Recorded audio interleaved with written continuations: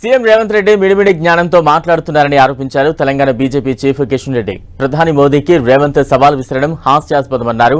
తమ స్థాయికి తగ్గ వ్యక్తులకే సవాల్ విసిరితే బాగుంటుందన్నారు. ఎన్నికల సరళిని చూస్తే తెలంగాణలో బీజేపీకి డబుల్ డిజిట్ సీట్లు ఖాయమన్నారు. రాహుల్ గాంధీ కాంగ్రెస్ కు నేతృత్వం వహించిన రోజులన్నీ బీజేపీకి ఎలాంటి ఢోకా లేదన్నారు కిషన్ రెడ్డి. పోలింగ్ పర్సెంటేజ్ తగ్గినప్పటికీ కూడా భారతీయ జనతా పార్టీకి సానుకూలమైనటువంటి స్పందన పోలింగ్ జరిగిందనేటువంటిది నా భావన. మరి ఎన్నికల్లో భారతీయ జనతా పార్టీ గతంలో చెప్పినట్టు మాకు వస్తున్నటువంటి ఇన్ఫర్మేషన్ ప్రకారం డబుల్ డిజిట్స్ ఏవైతే సీటు గెలుస్తామని చెప్పడం జరిగిందో, లేక మొన్న మా హెచ్ఎం గారు చెప్పినట్టు తప్పకుండా మేము మంచి ఫలితాలను ఎన్నికల్లో మేము పొందుతామనే విషయాన్ని ఈ సందర్భంగా మనం చేస్తా ఉన్నాం.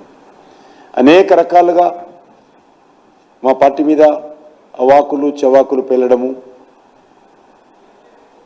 తప్పుడు ప్రచారం చేయడము అనేక పార్లమెంట్ నియోజకవర్గాలు, అది మహబూబ్నగర్లో తీసుకున్నా, సికింద్రాబాద్లో తీసుకున్నా, నిజామాబాద్లో, కరీంనగర్లో ఎక్కడ వెళ్ళినా కూడా ఒక గోబుల్స్ ప్రచారము కాంగ్రెస్ పార్టీ బీఆర్ఎస్ పార్టీ కలిసి చేశారు. కానీ ఆ రెండు పార్టీల కార్యకర్తలను కూడా ఆ పార్టీ నాయకత్వాన్ని కాదని చెప్పి ఈరోజు భారతీయ జనతా పార్టీకి ఆదరించినటువంటి పరిస్థితి అన్ని ప్రాంతాల్లో కనిపిస్తూ ఉంది. ఆయన ఏదో మిడిమిడి జ్ఞానంతో ముఖ్యమంత్రి గారు మాట్లాడుతూ ఉన్నారు. ప్రతిసారి మాట్లాడితే ఆయన మోడీకి ఛాలెంజ్ చేస్తారు. ముందు వాళ్ళ నాయకుడే ఈరోజు ఇక్కడ ఇడిచి అక్కడ పరిగెత్తి, అక్కడ ఇడిచి ఇక్కడ పరిగెత్తున్నాడు. ఆయనకే దిక్కులేదు. ఈరోజు తెలంగాణలో చూశాము. తెలంగాణలో ఉన్నటువంటి కాంగ్రెస్ పార్టీ కార్యకర్తలు కానీ నాయకులు కానీ రేవంత్ రెడ్డి గారి మాటలు ఏది కూడా విశ్వాసం తీసుకోవడం లేదు. ఈయన మాటలు విని నవ్వుకుంటున్నటువంటి పరిస్థితి ఉన్నది. కాబట్టి ఎవరైనా సరే తమ స్థాయి ఏంటో ఆలోచించుకొని సవాళ్ళు విసిరితే బాగుంటుంది. కాబట్టి తప్పకుండా ఎవరు ఏంటి అనేది జూన్ 4న తప్పకుండా కౌంటింగ్లో బయటపడుతుంది. రేవంత్ రెడ్డి ఏం మాట్లాడాడు? హామీల గురించి మాట్లాడాడు. నేను అది కూడా అనలే. మోడీ గారు ఈ యొక్క ఒక ప్రధానమంత్రిగా ఈ యొక్క లోక్సభ ఎన్నికలను ఒక పండుగ వాతావరణంలో జరుపుకోవాలి, ఫెస్టివల్ ఆఫ్ డెమోక్రసీ అని చెప్పాడు ఆయన. ప్రజాతంత్రిక తెహార్ అన్నాడు.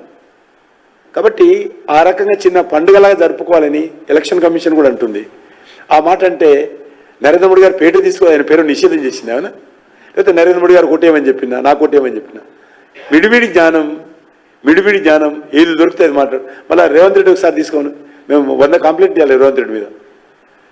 చిన్న విషయాలు ఎలక్షన్ కమిషన్ వాళ్ళు ఏమైనా ఉంటాయి కదా, నిన్న మాట్లాడిన దాంట్లో మిడిమిడి జ్ఞానంతో చేస్తారు ఇవన్నీ. ఏం చేస్తాం? ఈరోజు కాంగ్రెస్ పార్టీ అంత దిగజారిపోయింది. కనీసం అధికారంలోకి వచ్చామనేటువంటి వాళ్ళ ఆలోచన కూడా లేదు వాళ్ళకి. ఇట్లా ప్రధానమంత్రి కాదు కదా పెళ్ళని చేసుకుందామని ఆయన ఏమనుకుంటే ప్రధానమంత్రి అయినాక పెళ్లి చేసుకుందాం అనుకున్నాడు. ఈ ప్రధానమంత్రి అయ్యే అవకాశం కంచు మేరూ లేదు.